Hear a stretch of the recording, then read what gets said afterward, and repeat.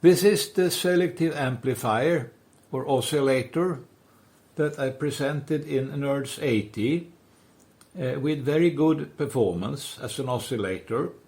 Then I tried to improve it, but I caused a degradation, and I have investigated it in 3 successive videos: nerds83, nerds85 and nerds86. And in the latest one I found what the problem is. That is that the load on the drains of the J310 here was too high. Means the impedance of the load was too high because of how the coupling here was arranged. Because I thought high impedance here is favorable. Now this turns out to not be so, as you can see in nerds86. So now the amplifier is fit for running as an oscillator. I have put some inductors here that makes the output impedance resistive and the power much higher. The diodes here to limit the oscillation level are Schottky diodes now, and yet the power is 300 milliwatts. So just a cable from input to output, and tune the phase shifter here for a phase shift of 0 degrees at the peak of the filters. And I haven't changed the filters, and I will maybe investigate if that affects the performance. But measurement is extremely slow now that I don't have the UADC4, so maybe that will have to wait until the unit is repaired. Here I am using the M-Track Quad, a strong modification on it to bring down the noise, but yet the noise level is rather high. The UADC4 was at -156. It's down here. So this is about 10 decibels higher, which makes the measurement time 100 times longer. So I cannot reach the real noise floor. But at close range it is possible. So I look at the close to the carrier. And here I have relevant results.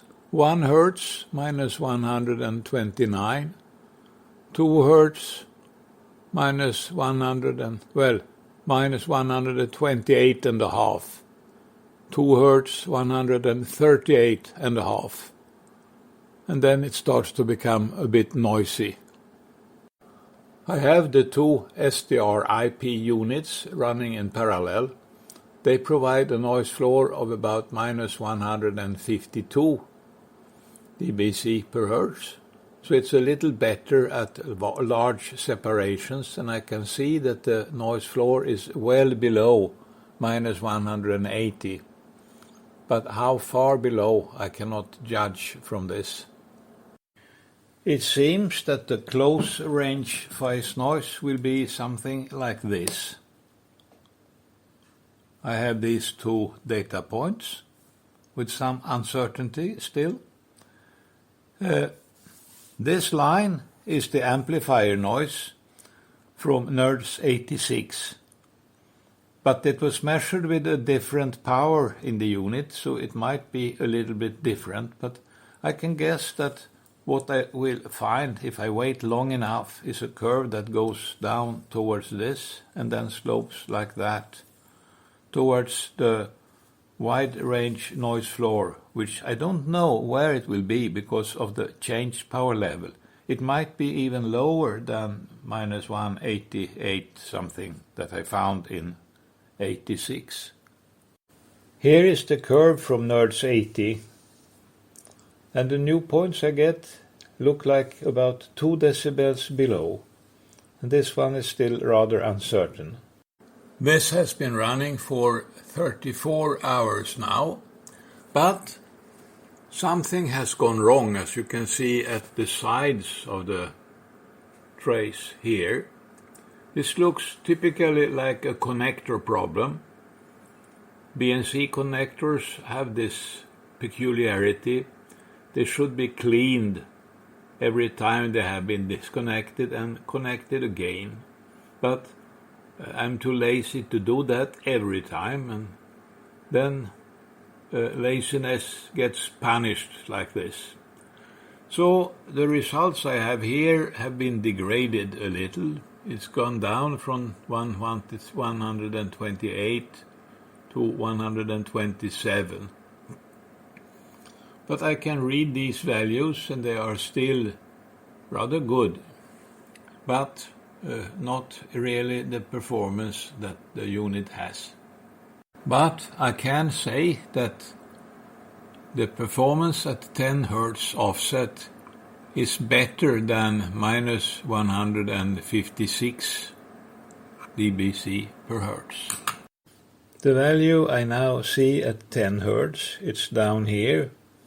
It's consistent with the other data points I have, but I cannot go further at this time. I will try to find the bad connection and restart. I have cleaned the connectors on the box. This one, that and that, as well as the other end of this cable. That is the input to the hybrid here. And all the rest are untouched. And I touched the connectors, and that gave this horrible glitch, which is probably going to destroy what I have seen so far. 500 Hz minus 176 or so. 1 Hz minus 126. That seems very high.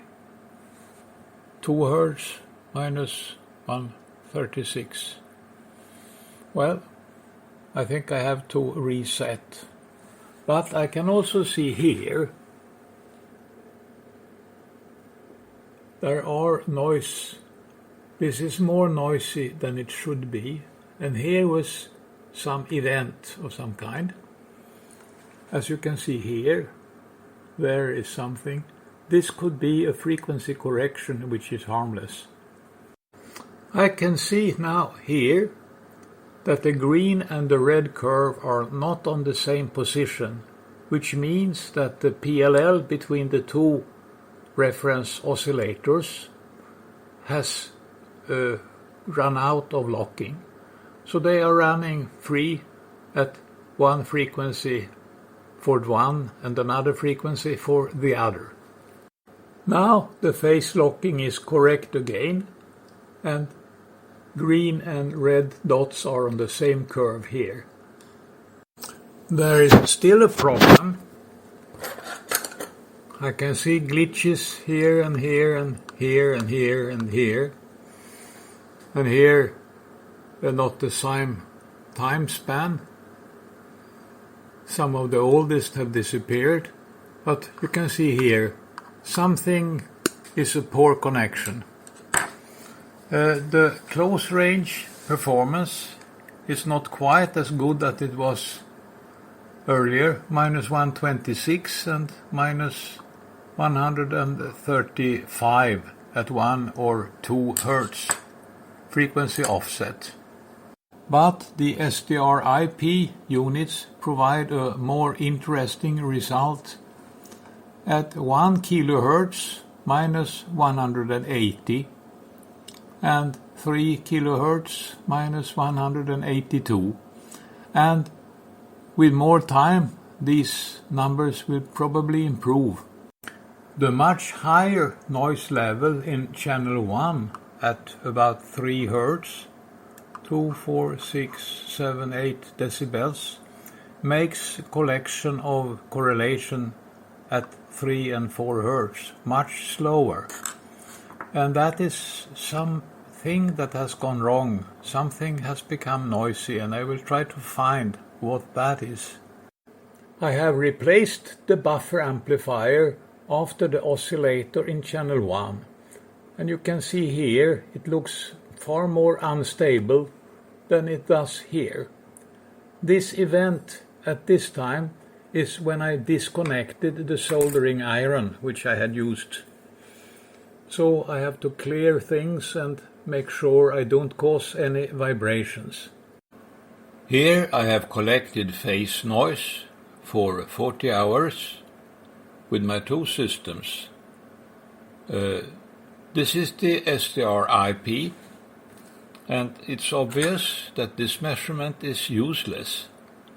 This region from 1 kHz to 2 kHz, the signal is negative, means it is blue on the screen here. The imaginary part, the red dots, is at a constant level the whole range, but the noise from the unit under test, it could be at something like -174 at 200 Hz, because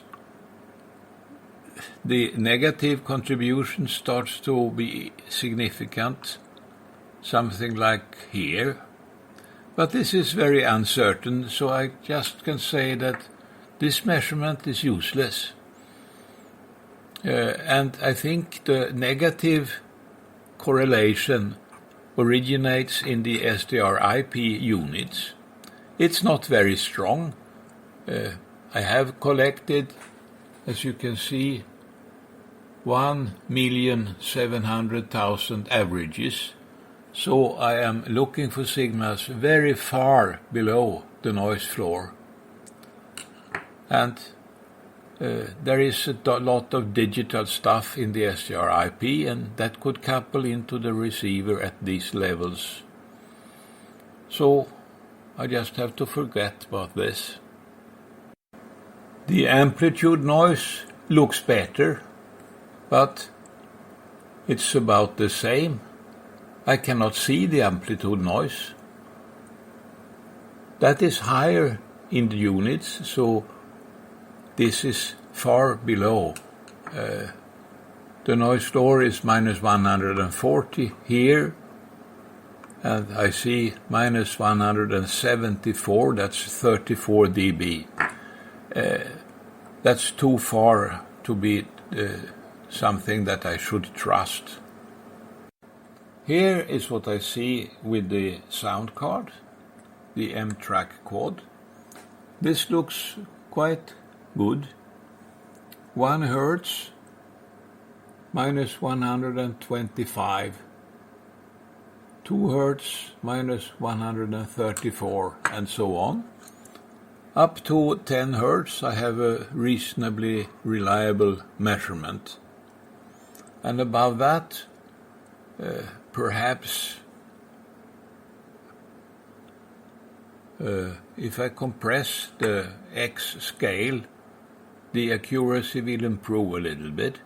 So 10 Hz -155, and then it starts to become unreliable. It looks like it becomes flat here, but how could I know? I need better hardware. When I compress the x-axis further, I can see that the zero frequency, the DC component, it comes like this and here. That affects the noise floor at 20 Hz. So I have to skip this region. And above 100 Hz, I cannot see the noise. When I compress further, I find that the noise floor at 300 Hz is about here. That is -172. Something like this. But it's pretty uncertain. Although I don't think the sound card can contribute any negative signal. And further, the number of averages here is only 16,000, because this is running with a large Fourier transform size because I want to see close to the carrier. Now, when compressing the x-axis, the effective bandwidth becomes wider, so correlation becomes more powerful here by a factor of about 50. The amplitude noise looks similar with the sound card, around minus 170 or a little bit below that. This, I think, is an artifact from some filtering problem in the Linrad software. The new measurement comes in this square marks here. It's about 3 or 4 decibels degraded as compared to the recent measurement here. They have a little uncertainty because of noise, but not to this amount. The old measurement in nerds87 was about 2 decibels better, or maybe 1.5 as compared to these boxes. And these 2 points have some uncertainty due to noise, but certainly the curve has bent off, because down here I don't think it could be. I'm checking the performance as a selective amplifier. Bandwidth, it says Q is 1.667 million. And I think that is not degraded as compared to the original setting. But I'm not quite sure. I will check a little bit more on that. But what is also important is the phase. And that's the marker where the peak was. Phase angle 7 degrees or so. So this is okay. And the gain is format magnitude. The gain is 11.4 decibels. I changed the tuning of one of the crystals by half a turn towards larger capacitance. And I press the bandwidth button again. And now it's 1.655. And I turn it outwards a full turn. So now I am half a turn lower capacitance than the original setting. And of course the frequency has changed a little bit. And Q now 1644. The original position was best, but the degradation was a little bit larger when turning out the capacitor, so it should be slightly larger than the original tuning. Well, I cannot make it any better. There is some noise on the decimals of the Q evaluation, so I try a couple of times, and the third digit goes up and down, and that's nothing to be surprised about. There is a little noise on the curve. So there was not any change in the performance of the box as far as I can understand. These are the parameters I have set in Linrad. I will change a little bit, not here, but here. I will reduce the bandwidth, the baseband bandwidth. It was previously 2 to power 6 lower than the sampling rate, 44.1. but I go down now to 9. That is 8 times slower speed in the baseband, and keep all the rest the same. I can now set a narrower baseband filter because of the lower sampling rate.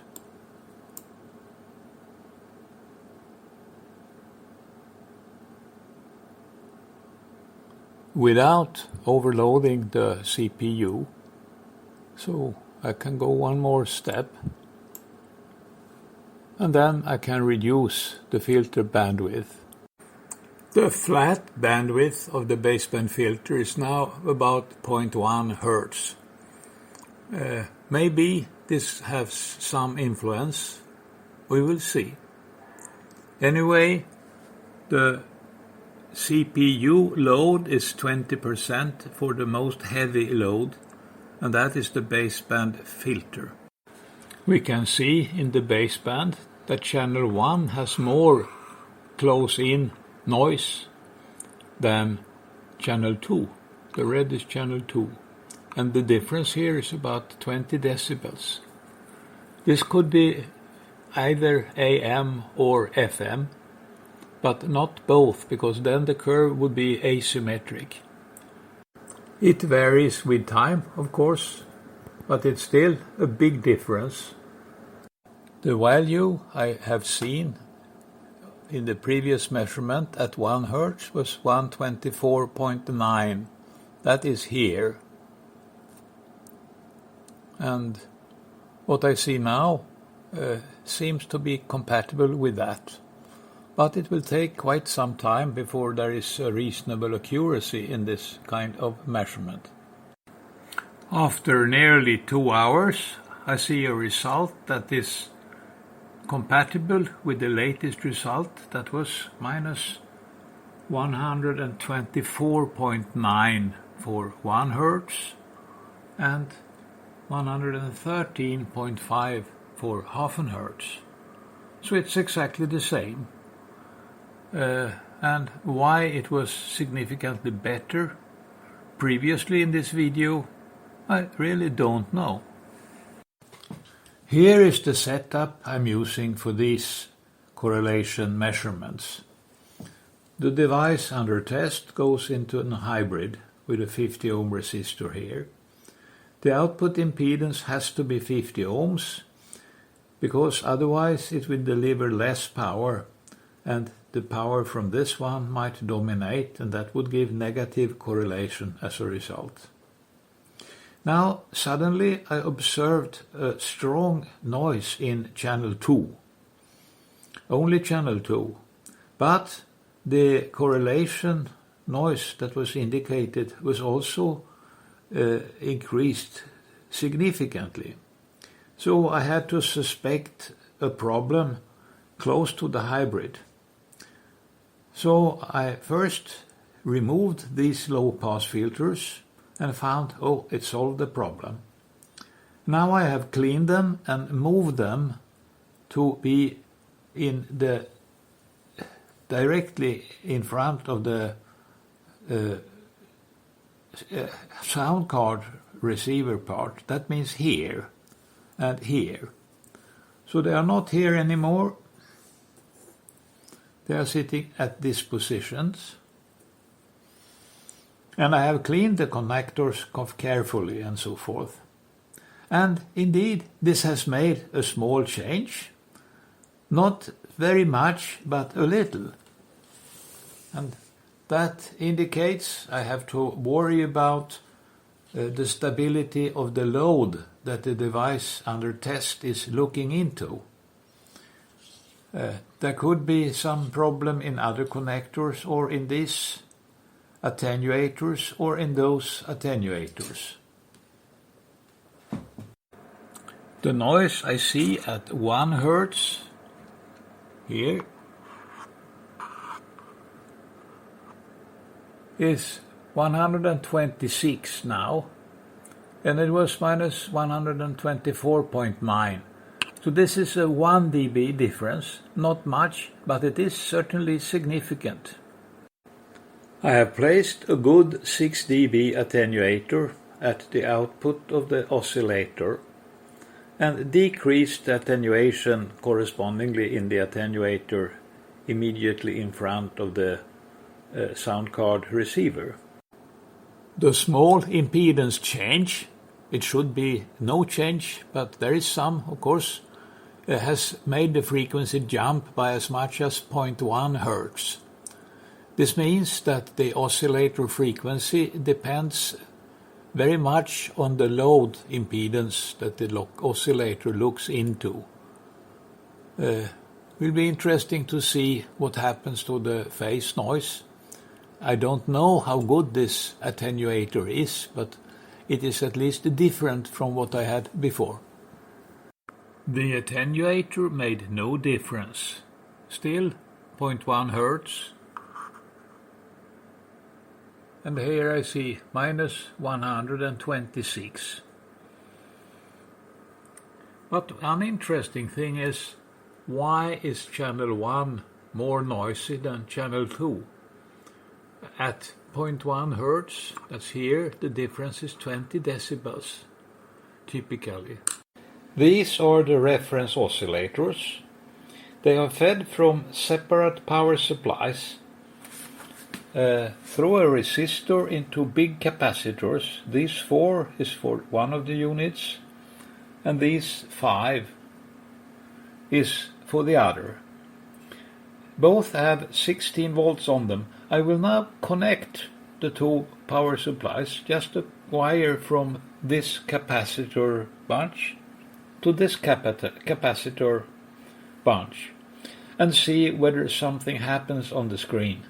There was a small transient because the 16 volts were not exactly 16 on both units, but very close, within 10 millivolts or so.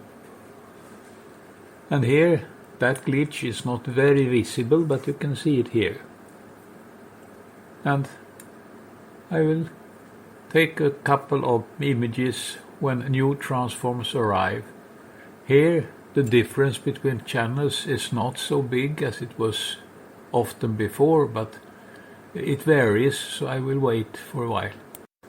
Here is the next one, and the next, and here we see a 20 dB difference where channel 1 is 20 dB above channel 2 at slightly less than 0.1 Hz offset. And again I have the big difference between 1 and 2. This is the supply voltage for my oscillator. It's very close to 16 volts. It comes from this power supply through a resistor and then a big capacitor. And I increase here by 1 volt. And then of course this goes up by something, 0.6 or 7 or so. And I will look what happens here to the frequency. The frequency has shifted by about 0.18 Hertz. And that is for a voltage step of 0.86 volts. This made no difference. I still see minus 126 at 1 Hertz. Early on in this video I had these points, this one and that one, and I didn't wait long enough to see more, but I think I would have seen something down like that. But I cannot reproduce it. I have tried a lot of things, as you have seen, but I see all the time minus 126, that's here, and it's almost 3 decibels, 2.5 or so. And it's clearly a significant loss that I have got, and I don't know why. But there is still the infrasound problem. When I remove the lid from the box and run it open like this, I observe a very bad result. At 1 Hertz, something like minus 81 only That's really not good. Just by placing some foam plastic on the box, this doesn't affect electromagnetic fields at all, but it excludes sound, also infrasound, and that has a big effect on the noise spectrum. You can see here how much narrower it is, and here it was 0.5 Hertz, not 1 Hertz, where I had minus 81. Now it is minus 113, or it moves a little up and down because it is running now only for 2 minutes. So there is something peculiar with the sensitivity for vibrations at frequencies far below what I can hear. With this arrangement, I have a 3 centimeter wide gap between two sections of foam plastic. Now in position 0, that means at the edge of the box, and I will move it in steps of 3 centimeters to see if there is some particular location where interference is strongest. I have set parameters to provide a meaningful result in 5 minutes with about 70 averages. Then I can read these data points, and it is for position 0 on the gap between the foam plastic pieces. This is position 3, and here phase noise is much stronger. I see that it's only 4 minutes, but it's already quite stable, because correlation is not really needed for this. When I plot observed phase noise at different offsets versus the position of the split between two pieces of foam plastic, I have 2 Hertz, 1.5 Hertz, 1 Hertz and 0.5 Hertz. And this is the position from 0 up to 12, because after 12 there is nothing particular inside the box that could be a problem. I think it's clear I have a problem somewhere around position 5.5. And it's visible at all the frequency offsets, but with some little shift depending on what the frequency is. So I cannot explain this. I don't know much about infrasound, but it is a pressure variation and how it enters into the box and travels more or less far from the slit. Anyway, I will look what is inside at the position 5.5. Here is what I see when looking through the slit between the plastic foam pieces when it is in that position. And there is one obvious thing, it's the trimmer capacitor. But there are also some other things. The trimmer capacitor here is old and seems to have some oxide on it. I will replace that to start with. I have replaced the capacitor. This didn't make any difference at all. I have stuffed the box with foam plastic in order to try to locate sensitive components. I have been running for 5 minutes and I saved the screen. And then I removed the nut, which is a weight, and the plastic foam below it. And you see now this toroid is exposed to sound waves that may be here. This made a big difference. This was before, and here is after I removed that nut. And the plastic foam that was holding the windings fixed on the toroid, I guess. Anyway, I can compare with what I saved. And particularly at 0.5 Hertz, the difference is very large. Minus 104 here. And here minus 86, that's about 20 dB. And at 1 Hertz minus 110, and minus 122, that's 12 dB. So it is really very important, and particularly at very low frequencies. So I will put some glue on that toroid, and I hopefully will not degrade the losses due to the electric losses. It seems I have a problem with this transformation. I have painted the core and the windings on it with colorless nail varnish to fix the wires steady on the core.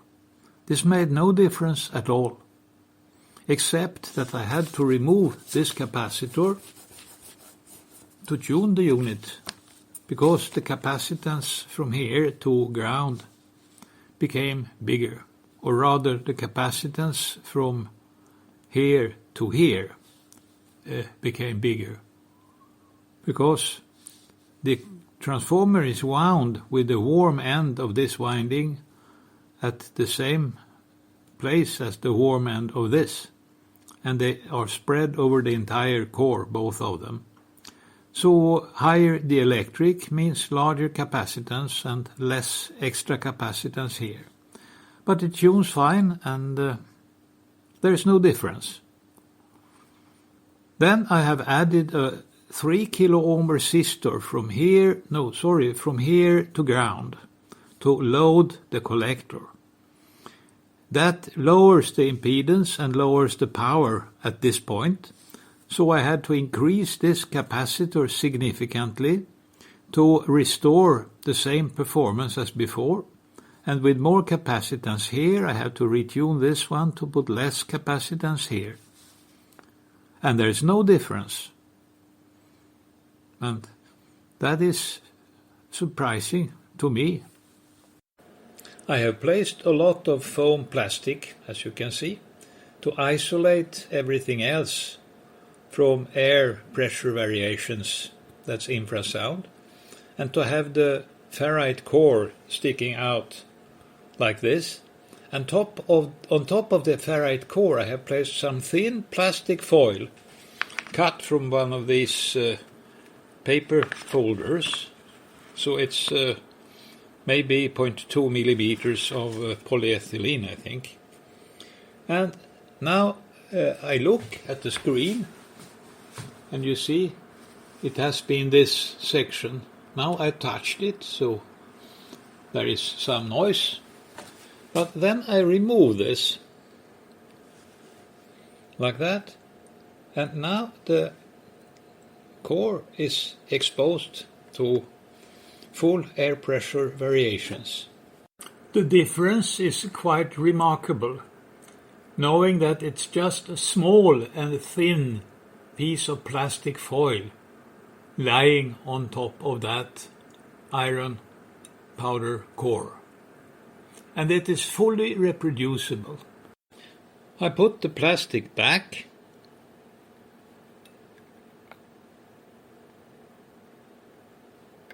like this, and there is an immediate noise signal on this graph, which is faster, and then it takes some time before I will see some change here. Now first there was the interference from the action of putting it back. Here is some one-sided noise just after I put back that plastic foil. This is because there is simultaneous AM and FM modulation, and it comes from the foam plastic which I have pressed in between various components, and it may move a little occasionally, and then it looks like this. And I can see it here also, and here were some glitches of unknown origin. So when I look here, I can see that this was without the plastic foil. Here is with it, and there was some interference, but it goes down, the noise, and I have to wait a little for things to stabilize. There is still some one-sided noise here, and you can see it's green out here, and also here.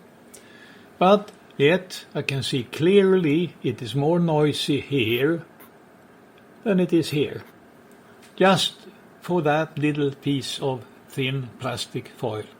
I have removed all the foam plastic from this part of the box, but it's still everywhere else.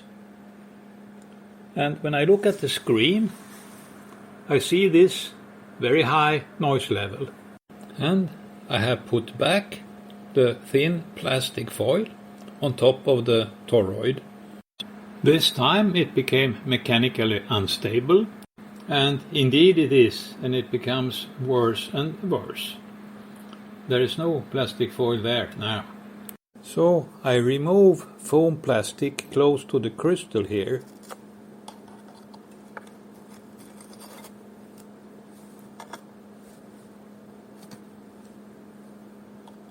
Maybe it is not perfect in rest. Small movement will cause noise. Now the one-sided noise is gone and the previous situation is restored, as you can see on top here. I will put back that plastic foil again. Now it makes a small difference, if any. I have disconnected the balancing of the parallel capacitance in the crystal by cutting here and here. So this capacitor is hanging freely in the air now. So if it has something to do with the problem, it should have changed. But it hasn't. It's exactly the same. I have also disconnected here and here and routed a wire from the input to the second crystal filter. It will see the 50 ohm resistor, and this doesn't matter. And then I look at what happens, and what I can see is that the sideband noise is not quite as good anymore. The difference is maybe 3 decibels, maybe 6. I didn't wait long enough to be sure. But what I do see is that the behavior when it comes to this infrasound problem is exactly the same. I have also cut here and run a wire directly from the crystal to the input of the parallel JFET amplifier. And inductor and resistor is now not the same as before. This one was air wound and could have been a problem. But the performance I see is exactly the same as when I was injecting the signal here. So it isn't the crystals, or if it is, they behave exactly the same with respect to infrasound, and that's unlikely. So the conclusion I have to make is that the problem is in the amplifier. I should have seen this in the interferometer when I studied the amplifier, but then I didn't look at very close range. I think I was looking at 20 Hz offset with the SDR IP, and at that separation I don't see this phenomenon. So I have to go back to the interferometer and look at very close range to see if I can detect what the problem is. And that will be a separate video, the next one.